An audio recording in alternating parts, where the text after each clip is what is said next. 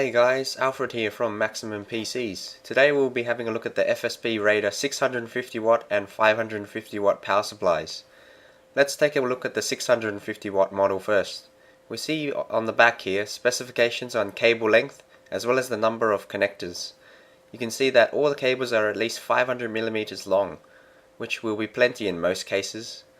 The 4+4 pin connector is 600 millimeters long, which is good to see as tends to be way up in the top left corner of the motherboard. The FSP Raider 650 watt comes with one 24 pin connector, one 4+4 pin EPS 12 volt connector, two 6+2 pin PCIe connectors for your graphics cards, four SATA power connectors staggered on one cable, and finally the last cable featuring two SATA power, 3 Molex and a floppy drive connector. Moving on to the power specifications, we have 25 amps on the 3.3 volt rail, 25 amps on the 5 volt rail, and a generous 50 amps on the single 12 volt rail, 0.3 amps on the minus 12 volt rail, and 3 amps on the 5 volt standby rail. It's great to see almost all of the power from this PSU, a rated maximum output of 600 watts, comes from the 12 volt rail, meaning more power for your hungry graphics cards. Moving on to the features, FSP calls this their SATA array cable, which has 50mm between the four SATA power connectors.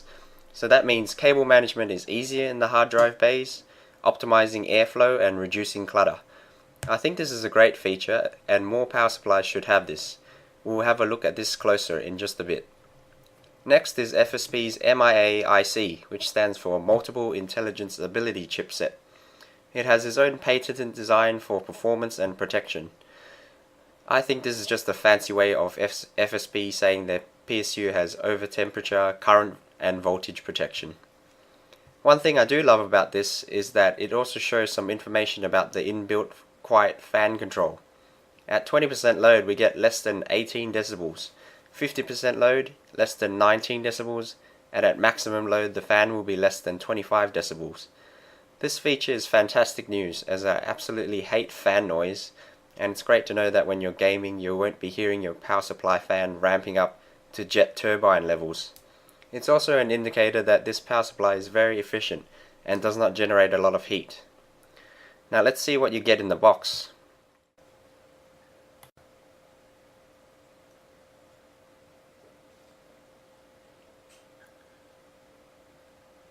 A user's manual, warranty card, a nice thick power cable, screws for installation, and the actual power supply itself.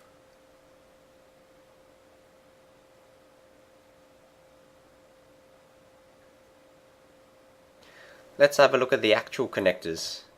One 24 pin connector, one 4+4 pin EPS 12 volt connector, the two 6+2 pin PCI connectors for graphics cards, four SATA power connectors staggered on one cable, and finally the Molex SATA and floppy cable. It is a shame that FSP did not sleeve all of the cables, but it wouldn't be too difficult to do yourself as they leave ample room in the area where the cables go into the power supply itself for you to tuck the sleeving in. Now let's have a look at the power supply itself. You get the 120mm quiet fan I mentioned before. At the back we have basic honeycomb venting design with the power port and the switch. Note there's no voltage regulator switch, meaning this power supply has active PFC or power factor correction. This allows for high efficiency and for full range of input AC mains voltages. On the sides we see they have a nice FSP logo stamped into the middle, and it stays upright regardless of which way you mount the power supply.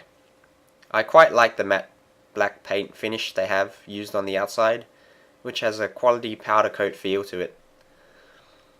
Both the 650 watt and 550 watt models have the same number of connectors and cable length, so we'll just compare the power specification labels they have on them.